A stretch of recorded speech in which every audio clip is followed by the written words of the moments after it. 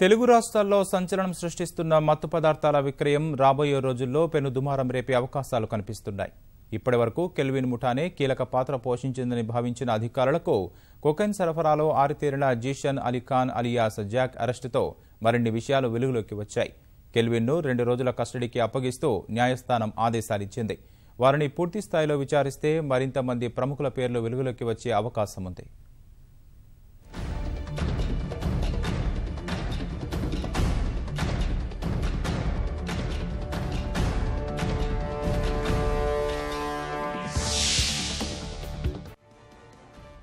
హైదరాబాద్లో మాదక ద్రవ్యాల సరఫరా కేసు దర్యాప్తును అధికారులు వేగవంతం చేశారు. మత్తు పదార్థాల సరఫరాకు సంబంధించి ఇప్పటికే 13 మందిని అధికారులు అరెస్టు చేశారు. వారిస్తున్న సమాచారంతో పాటు నిందితుల ఫోన్లలో ఉన్న నంబర్లు, ఇతర వివరాల ఆధారంగా కేసును పూర్తి స్థాయిలో విశ్లేషిస్తున్న అధికారులకు విస్తుపోయే వాస్తవాలు వెలుగులోకొస్తున్నాయి.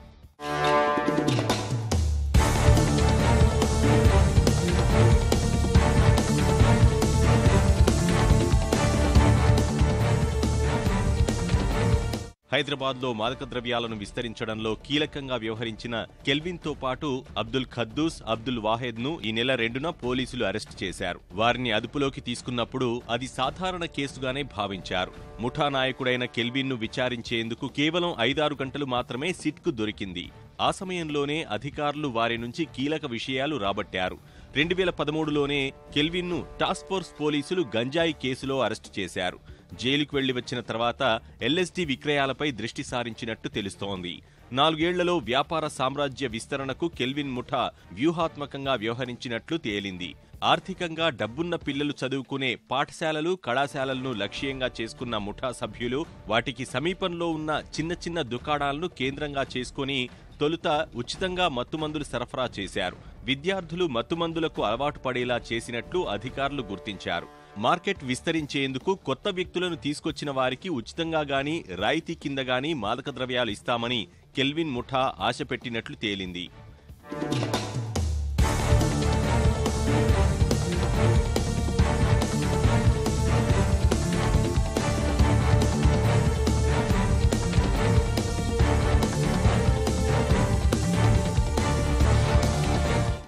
ఇక సినీ పరిశ్రమకు మత్తుమందుల సరఫరాకు ఈవెంట్ నిర్వాహకులను వాడుకున్నారు. కెల్విన్ ముఠా ఇచ్చిన సమాచారం ఆధారంగా కొకైన్ సరఫరాలో కీలక పాత్ర పోషించే బెర్నార్డ్ బెన్, జీషన్ అలీ ఖాన్ సహా 2 ఈవెంట్ నిర్వాహకులను దర్యాప్తు బృందం అరెస్టు చేయడంతో విషయం వెలుగులోకొచ్చింది. నిందితుల నుంచి స్వాధీనం చేసుకున్న మొబైల్ ఫోన్ కాల్ డేటా వివరాలు, ఈమెయిల్స్ ను మరింత లోతుగా ఆరా తీయగా పలువురు ప్రముఖులు కెల్విన్ ముఠా నుంచి మత్తుమందు కొనుగోలు చేసినట్టు వెలుగులోకొచ్చింది. కాల్ డేటాతో పాటు మరికొన్ని సాంకేతిక అంశాలను పరిశీలించిన తర్వాత వారి నుంచి మత్తు పదార్థాలు సరఫరా జరిగినట్లు 1కి 2 సార్లు నిర్ధారించుకుంది. డ్రగ్స్ వాడుతున్న సినీ పరిశ్రమకు చెందిన వారిని విచారించడం వలన మరింత సమాచారం వస్తుందని భావించి నోటీసులు జారీ చేసింది. ఇప్పటి వరకు 12 మందికి నోటీసులిచ్చి ఈ నెల 19 నుంచి 27వ తేదీ మధ్య సిట్ ఎదుట విచారణకు హాజరు కావాలని పేర్కొన్నారు. వారి నుంచి సమాచారం సేకరించిన తర్వాత కెల్విన్ ముఠాను కస్టడీకి తీసుకుని విచారణ చేయనున్నారు. సినీ ప్రముఖుల్లో మత్తు పదార్థాలు వాడటమే కాకుండా ఎక్కువ మోతాదులో తెప్పించుకుని సహచరులకు సరఫరా చేసి ఉంటారని సిట్ బృందం అనుమానిస్తోంది. వారు మాదక ద్రవ్యాలు సరఫరా చేసినట్టు తేలితే చట్టపరమైన చర్యలు తీసుకునే అవకాశం ఉంది. సినీ పరిశ్రమకు చెందిన పలువురికి కొకైన్ సరఫరా చేసిన జీషన్ అలీ అలియాస్ జాక్ కీలక పాత్ర పోషించినట్లు అధికారులు నిర్ధారించారు. అతని ఖాతాదారుల్లో పలువురు ప్రముఖుల పేర్లు ఉన్నాయని విశ్వసనీయ సమాచారం. జాక్ను విచారించేందుకు న్యాయస్థానం అనుమతిస్తే విచారణలో ఆ ప్రముఖుల పేర్లు వెలుగు చూసే అవకాశం ఉంది.